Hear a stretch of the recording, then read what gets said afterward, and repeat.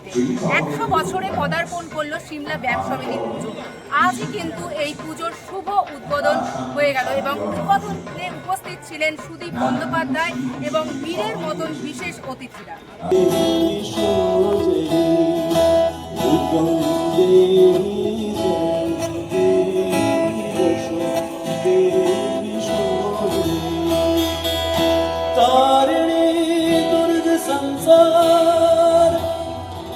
सागर साचरत भवे तारिणी दुर्ग संसार सागर साचरत भवे सागर साचरत भवे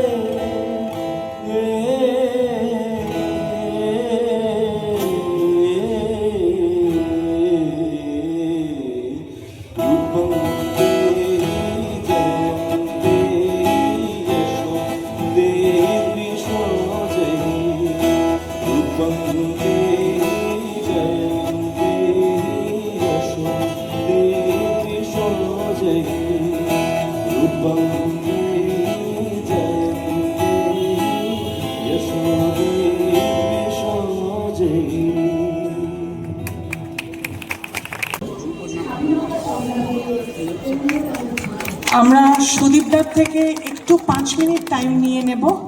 আমরা এরপর আমাদের যাদবপুর ইউনিভার্সিটির প্রভিসি অমিতাভ দাকে কিছু বলার জন্য অনুরোধ করব। সকল সুধীবৃন্দ এবং আমার সামনে যারা উপস্থিত হয়েছেন, আজ সিমলা ব্যায়াম সমিতির এই শতবর্ষ পুজো উদ্বোধন অনুষ্ঠানে আপনাদের সকলকে আমার আন্তরিক শুভেচ্ছা এবং নমস্কার জানাই। সিমলা ব্যায়াম সমিতির পুজো কলকাতার মধ্যে একটা অন্যতম প্রধান পুজো। আমার মনে আছে আমি ছোটবেলায় যখন বহুদিন থেকেই আমরা সল্টলেকের বাসিন্দা এবং সল্টলেক থেকে যখন পুজো দেখতে বেরোতাম তখন সিমলা ব্যায়াম সমিতির পুজো আমাদের একটা অন্যতম প্রধান আকর্ষণ ছিল। মন্দিরের ওছি শ্রী কুশল চৌধুরী মহাশয়কে কিছু বলতে অনুরোধ করব। 100 বছরের পূজিতা সিমলা ব্যায়াম সমিতির যে পুজোর আয়োজন করেছেন, মাকে আরাধনায় প্রতি হয়েছেন, সেই মায়ের প্রতি আমার বিনম্র প্রণাম জানাচ্ছি। মঞ্চে উপবিষ্ট বিদগ্ধ ব্যক্তিবর্গ আছেন আমাদের প্রিয় সুদীপ বন্দ্যোপাধ্যায়, যিনি দীর্ঘ আমার ধারণা 30-35 বছরের বেশি ভারতবর্ষের লোকসভায় আপনাদের হয়ে সুচারুরূপে সবসময় আপনাদের কথা তুলে ধরতে পেরেছি। সুদীপবাবু অত্যন্ত প্রাঞ্জনভাবে পুজোকে ব্যাখ্যা করেছেন, এরপরে বলার কিছু অবকাশ থাকে বলে আমার মনে হয় না। অনেক বিদগ্ধ মানুষরা এখানে আছেন।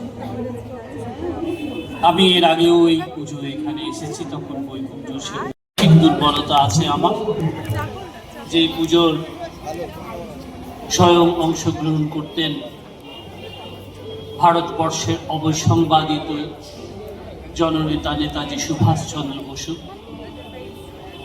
যার ত্যাগ, অমূল্যনীয় মানসিকতার সুফল আজকে আমরা ভারতবর্ষের স্বাধীনতা ভোগ করছি। কথায় আছে পেনিসিলিন আবিষ্কারক যিনি করেছিলেন তিনি কিছু পাননি, কিন্তু পৃথিবীর কোটি কোটি মানুষ সেই মহার্ঘ ওষুধের দ্বারা উপকৃত হয়েছে। নেতাজির সহজদেব এই পুজো আমাকে তাই আকৃষ্ট করে। আপনাদের জানাই, সুদীপবাবু এবং অন্যান্য বক্তারা পুজো সম্পর্কে বলেছেন। ব্যক্তিগতভাবে আমি এক আন্তর্জাতিক তীর্থক্ষেত্রের প্রতিনিধিত্ব করি, যেখানে একটা বছর প্রায় 1,25 থেকে 30 লক্ষ মানুষ আসেন। শুধু কলকাতা নয়, বাংলা নয়, ভারতবর্ষ নয়, আন্তর্জাতিকতায় ব্যাপ্ত প্রান্ত প্রান্ত থেকে মানুষ আসেন দক্ষিণেশ্বর কালী মন্দিরে মাকে দেখতে, মাকে পুজো করতে। ভাবে সারা পৃথিবী জুড়ে বিভিন্ন জায়গায় বিভিন্নভাবে যারা বাঙালিরা ছড়িয়ে আছেন, তারা এই পুজো, সেই দুর্গাপুজোর সংখ্যা তার থেকে প্রায় 4 গুণ বেড়ে গেছে। এবং এমন অনেক শহর আছে যে শহরে একাধিক দুর্গাপুজো হচ্ছে। আগে যখন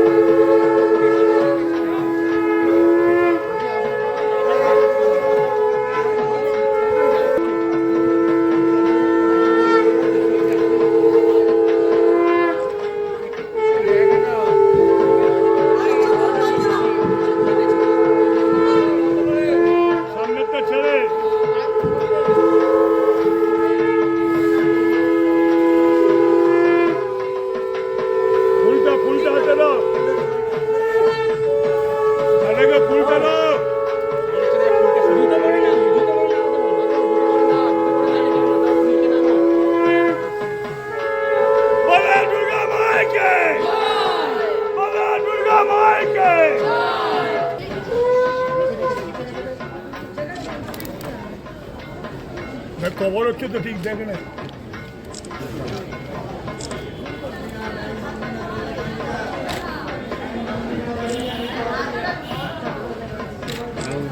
ঢুকে যা, ক্লোজে যা।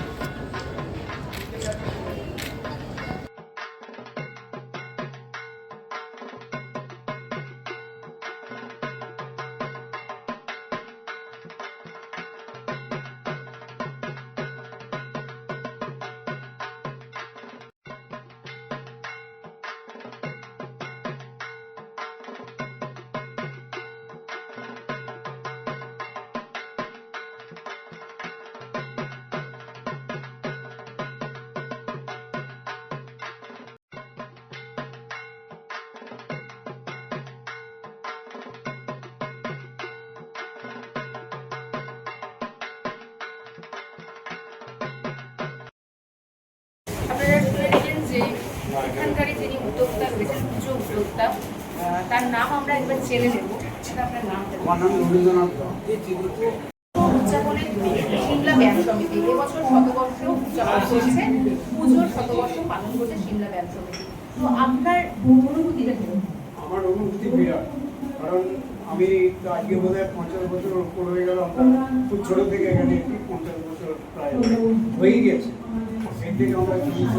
আজকে যে আমরা শতবার্ষিকী এই উৎসবে থাকতে পারছি, এটা একটা বিরাট।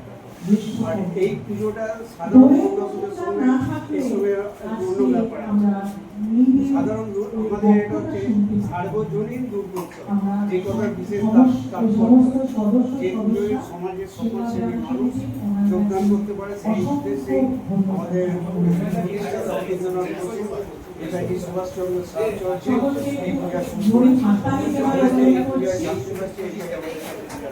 এই যে শতবর্ষ উদযাপন করছে সিমলা ব্যায়াম সমিতির পুজো, তিনি কিন্তু প্রচন্ডভাবে উৎসাহ প্রবণ এবং এই ব্যায়াম সমিতির পুজো যে একটা আলাদা মাত্রা রাখে। উত্তর কলকাতার পুজোগুলোর মধ্যে একটি অন্যতম সেরা পুজো হচ্ছে সিমলা ব্যায়াম সমিতির পুজো, তা কিন্তু তাদের কথায় রীতিমতো ফুটে উঠেছে। এবং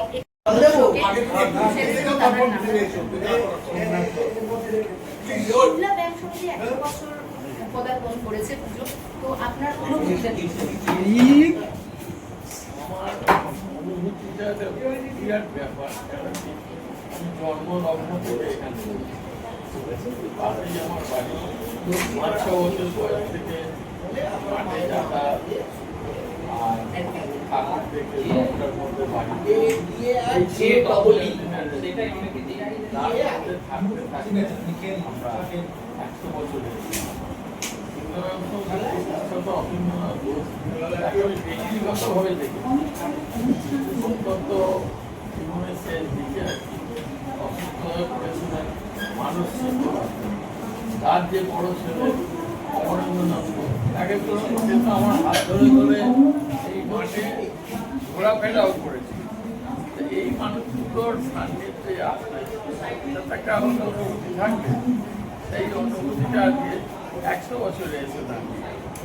আমাদের মনেই হতে পারে এটা আমাদের একটা বিরাট প্রাপ্তি। আমরা যা করতে পারি সেগুলো আমাদের যারা উত্তরসূরি তাদের থেকে যেন মণ্ডপে তাদের বিভিন্ন ছবি টবি দেওয়া আছে, ওই ছবির মধ্যে 40% ছবি সিমলা ব্যায়াম সমিতির সদস্য। তাহলে তো একটা আলাদা শুনেই নিলেন দাদার কথায় যে সিমলা ব্যায়াম সমিতির পুজো একটা আবেগ তাদের কাছে, তারা ছোট থেকে রেখে আসছে, আর সেই পুজো 100 বছরে পদার্পণ করছে। তো স্বাভাবিকভাবেই কিন্তু তাদের উৎসাহ আনন্দ বহু গুণ বেশি। সময়টা 1931 সালের এক সন্ধে। রেঙ্গুনে এক ভারতীয় পরিবারের বাড়ি তখন গমগম করছে অতিথি সমাগমে। হাসি ঠাট্টায়, খাওয়া দাওয়ায় আনন্দেই কাটছিল তাদের সময়টা। কিন্তু হঠাৎ রেডিওতে খবর সম্প্রচার শুরু হতে সতর্ক দৃষ্টিতে সেদিকেই তাকালো সকলে। আর ঠিক তখনই শোনা গেল একটা খবর, ভগৎ সিংকে ফাঁসি দেওয়া হবে। কথাটা কানে যেতেই সকলে চমকে ওঠে। আনন্দে মেতে ওঠা মুখগুলোয় নেমে আসে কালো বিষাদের ছায়া। ভারতবর্ষের মাটি ছেড়ে রেঙ্গুনে পড়ে থাকলেও এখানকার প্রতিটা পরিবার ভীষণভাবেই যুক্ত তাদের দেশের মাটির সাথে। তারা ভীষণভাবেই অপেক্ষা করে আছে দেশ স্বাধীন হওয়ার। আর সেই স্বাধীনতার জন্য লড়াই করা প্রতিটা মানুষই তাদের পরম আত্মীয়। ঠিক তেমনটাই ভগৎ সিংও। সেখানে এমন একটা খবর তাদের অন্তরাত্মাকে যে কতটা কষ্ট দিয়েছে তা বলে বোঝানোর ভাষা তাদের কারণই নেই। সমস্ত আনন্দ, সমস্ত আলোর জৌলুস ম্লান হয়ে গেল নিমেষে। বাড়ির বড়রা এবং উপস্থিত অতিথিরা সকলে তখন খবরটা শুনে রীতিমতো ভেঙে